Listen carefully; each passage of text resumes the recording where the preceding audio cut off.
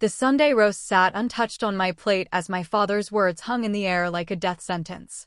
Around the mahogany dining table that had hosted 23 years of family dinners, my parents and two siblings stared at me with expressions ranging from pity to satisfaction. "Jennifer, you understand this is what's best for everyone," my mother said carefully, folding her napkin.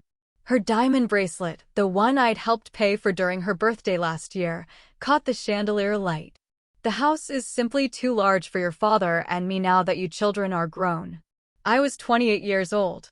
I cut into my roast beef with deliberate precision, watching the juice pool on the white china. My younger brother, David, 25, shifted uncomfortably in his seat. My older sister, Patricia, 32, maintained her usual expression of smug superiority. "Besides," Patricia added, reaching for her wine glass, "it's not like you have any legal claim to it. Mom and Dad own the property. You were just helping out with expenses." Just helping out with expenses. The words tasted bitter. For the past 3 years, I'd been sending $5,800 monthly to cover the mortgage payment on this 4-bedroom colonial in Westchester County. That was $208,800 over 36 months. But the real story went back further. "When do I need to remove my things?" I asked quietly. My father set down his knife with a heavy thud. "The realtor is coming Tuesday for photos. We'd appreciate if you could clear out your room by tomorrow evening. Patricia needs to store some of David's furniture there temporarily." "My furniture won't fit in my apartment," David explained, not meeting my eyes. "And since you're renting that studio in the city anyway." The studio apartment, my supposed proof of failure in their eyes. They had no idea that the studio was actually a modest 1-bedroom I'd purchased outright 2 years ago in a building I was considering buying. I'd kept my living situation vague. Let them assume I was struggling. It had been useful information to have, knowing exactly what my family thought of me when they believed I had nothing. "The market is excellent right now," my mother continued, warming to her subject. "Patricia found a wonderful realtor who thinks we can get $1.2 million, possibly more. The location is premium, and we've maintained the property beautifully." We've maintained it.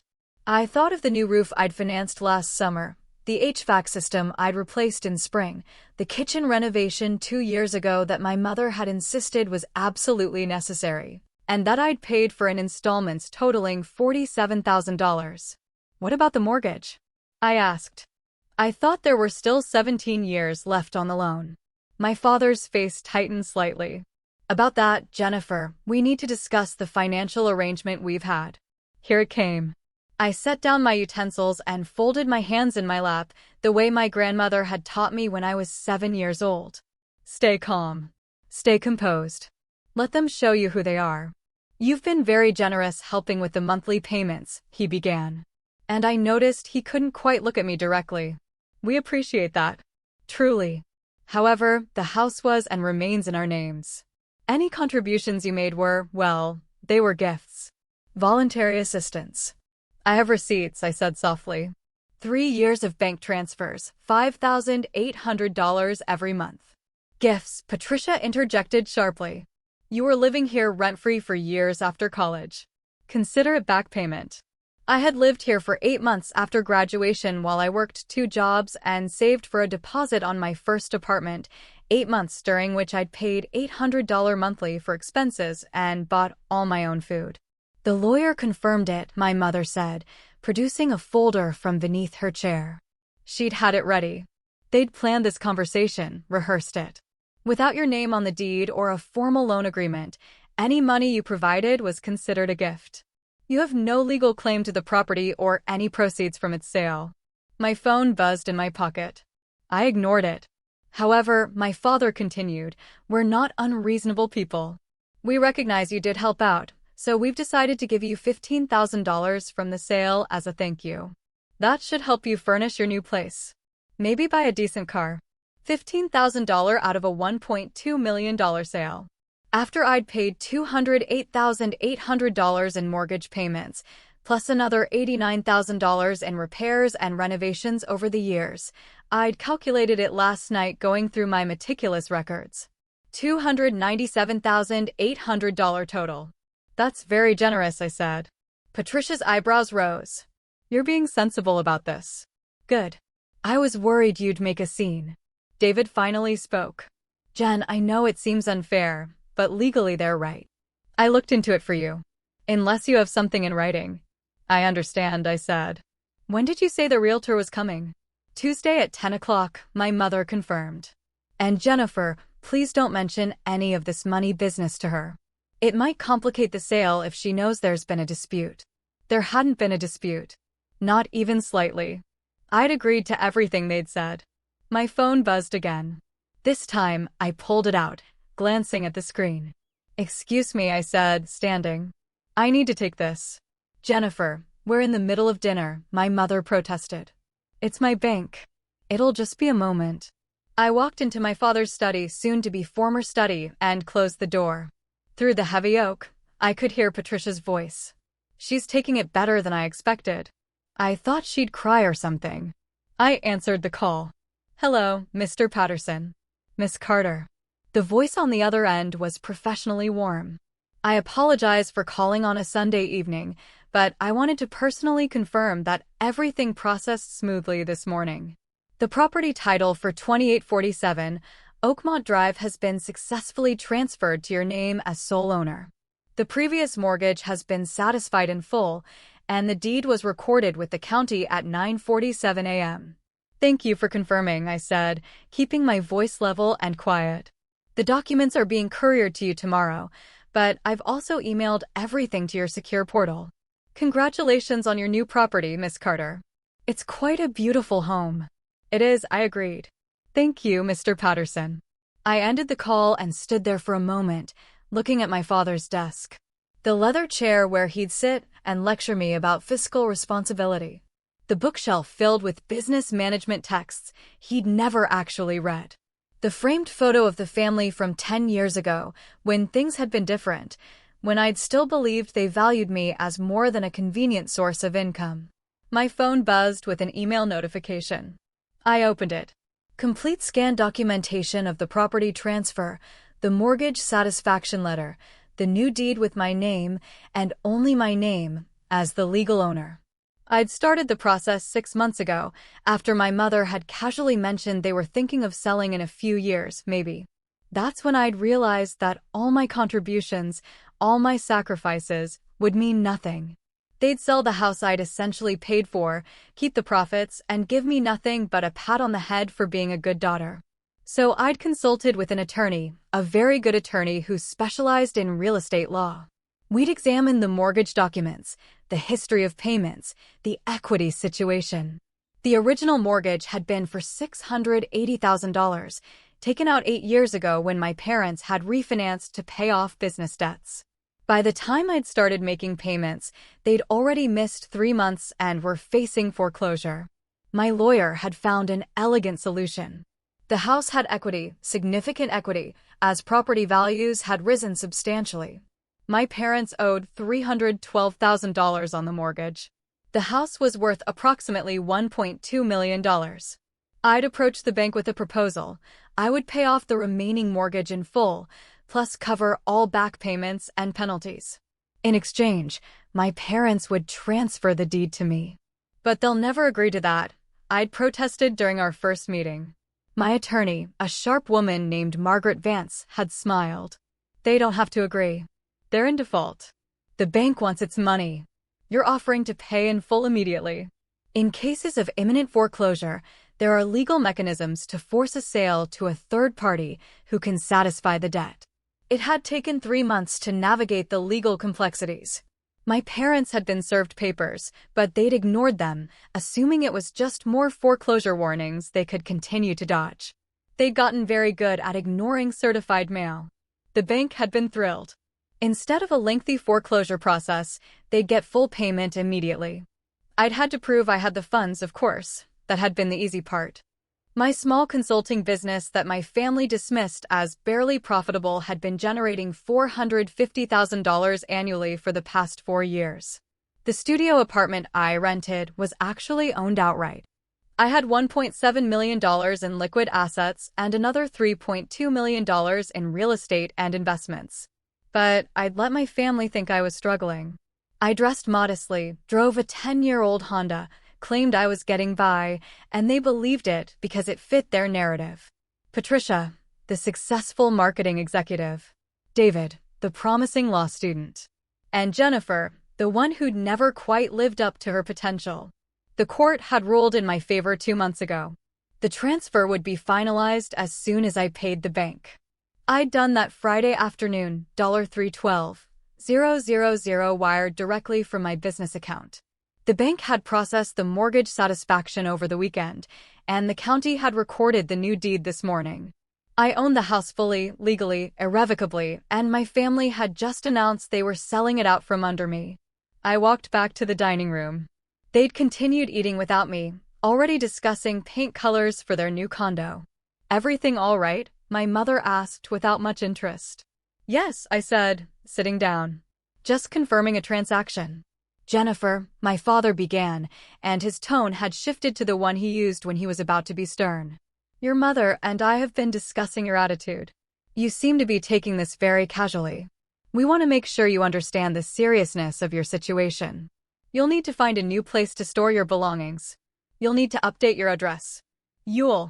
"I won't actually," I said. The table went quiet. Patricia set down her wine glass with a sharp click. "Excuse me," my father said. "I won't need to find a new place for my belongings or update my address, because I'm not going anywhere." My mother's face tightened in that way that meant she was about to lose her temper, but was trying to maintain decorum. "Jennifer, we've just explained. You can't sell the house," I said simply, "because you don't own it." The silence that followed was absolute. Even the grandfather clock in the hallway seemed to pause. David spoke first. "What are you talking about?" I pulled out my phone and opened the email from the bank. At 9:47 this morning, the deed to 2847 Oakmont Drive was officially transferred to Maine. I am the sole legal owner of this property. The mortgage has been satisfied in full. You have no ownership stake, no legal claim, and no authority to sell anything. I turned the phone around, showing them the deed document, my name, the official county seal, the mortgage satisfaction letter. Patricia snatched the phone from my hand. Her face went pale as she scrolled through the documents. This can't be legal." "It's completely legal," I said. "Dad, you were served papers 3 months ago. Did you read them?" His face had gone from red to white. "Those were foreclosure notices. Junk mail. The bank's been threatening foreclosure for months.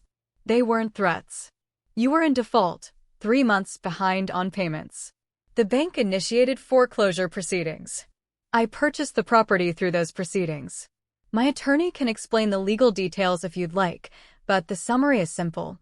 I paid off your debt, and in exchange, I received the property." "You can't do that," my mother shrieked, her voice rising to a pitch I rarely heard. "This is our house. We've lived here for 15 years. It was your house," I corrected gently, "until you stopped paying the mortgage, until you defaulted on your loan, until you put it at risk, and then asked me to bail you out month after month while you planned to sell it and keep all the profits." David was reading the documents on my phone now, his law school training kicking in. "Jesus Christ," he muttered. "Jen, this foreclosure sale was legitimate. You submitted the winning bid. The court approved the transfer. This is all legal." "You knew," Patricia hissed at me. "You've known for months and you didn't say anything." "You were served the same papers I was," I pointed out. "You chose not to read them." My father stood up so quickly his chair fell backward. "You manipulated us. You took advantage of our financial situation." "I paid your debts," I said, my voice still calm. "I saved you from foreclosure and bankruptcy. The bank would have auctioned this house to anyone willing to pay. At least this way, it stayed in the family." "You stole our house," my mother shrieked. "No," I said firmly. "I bought a house that was being foreclosed upon. A house I'd been paying the mortgage on for 3 years. A house I'd invested nearly $300,000 in payments and repairs. A house you were planning to sell and give me $15,000 as a thank you for my trouble." The reality was settling over them now. Patricia set my phone down on the table with shaking hands. David had his head in his hands. My parents stood frozen, their entire worldview rearranging itself. "So what happens now?" David asked quietly. I took a breath. This was the moment I'd been planning for, but I hadn't quite decided which path to take until right now. Looking at their faces, Patricia's rage, my father's shock, my mother's devastation, David's resignation, I made my choice. Here's what's going to happen, I said. Tomorrow, I'm meeting with a property management company. They're going to assess the house's rental value. Based on comparable properties in this neighborhood, we're looking at approximately $4,800 per month. Rental value? My mother whispered. I'm going to rent you the master bedroom and the guest room, I continued. At market rate. You'll have access to common areas, kitchen, living room, dining room. You'll split utilities proportionally. First month's rent and security deposit due by the end of the week. You're charging us rent, Patricia said flatly, to live in our own house. My house, I corrected. And yes, unless you'd prefer to leave immediately, I can give you 30 days' notice, which is what the law requires. My father found his voice. This is insane. You can't seriously expect us to pay you to live here. Why not? I asked. You expected me to pay you $297,800 over 3 years and have nothing to show for it. You expected to take my money, sell the house I'd essentially purchased, and give me $15,000 as a consolation prize. You expected me to quietly accept being used and discarded. We're your family, my mother said, and there were actual tears in her eyes now. Yes, I agreed. You are. Which is why I'm offering you the option to stay. Market rate for a room this size in this neighborhood is actually about $2,400 per month. I'm charging you $2,000 for the master, $1,200 for the guest room, plus 1/3 of utilities, which run about $600 monthly. So, $3,800 total. That's $1,000 below market rate. Family discount. We can't afford that, my father said. I looked at him steadily. Then you'll need to make some changes. Sell some assets. Budget better. Maybe get rid of the country club membership. Cancel some subscriptions. The things you told me to do when I said I was struggling to make rent in the city. Patricia stood up. This is blackmail. This is business, I replied. If you don't want to rent from me, I completely understand. I can list the rooms on rental sites by Tuesday. I've already had 3 colleagues express interest in the guest suite. You planned this? My mother accused. All of it? You've been planning to steal our house. I plan to protect my investment, I said. When I realized you were going to sell the property I'd been funding without compensating me fairly, I made other arrangements. Legal arrangements. Documented arrangements. The kind of arrangements you should have made with me in the first place. David stood up slowly. I need to go, he said quietly. I can't be here right now. David, my father started. No, Dad. She's right. We screwed her over. We were literally planning to sell her contributions out from under her and give her pocket change. She played it smarter than we did. He looked at me. I'm sorry, Jen. For what it's worth, I'm sorry. He left through the front door, the door of my house. I heard his car start in the driveway. Patricia was still standing, her hands clenched into fists. I'll fight this. I'll get a lawyer. This can't be legal.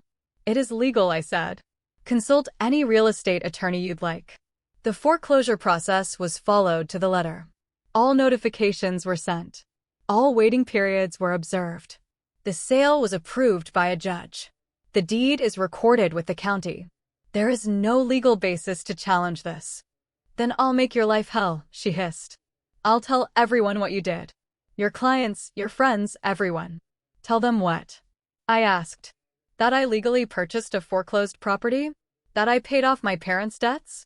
That I'm offering them below market rent to continue living here? Please do. I think people will be very interested in that story. She grabbed her purse and stormed out. The second car in my driveway roared to life. My parents stood together near the window, looking suddenly old and fragile. My mother was crying softly. My father had his arm around her shoulders. How did this happen? My mother asked, her voice breaking. How did we get here? You got here by taking me for granted, I said. And I was surprised by how sad I felt. I'd expected triumph. Instead, I felt tired. For 3 years, I gave you almost $6,000 every month. I paid for repairs. I covered your expenses. And you never once said thank you. You treated it like it was owed to you. Like I was lucky to be allowed to help. We thought you were doing okay, my father said weakly. You never said you were struggling. I wasn't struggling, I said.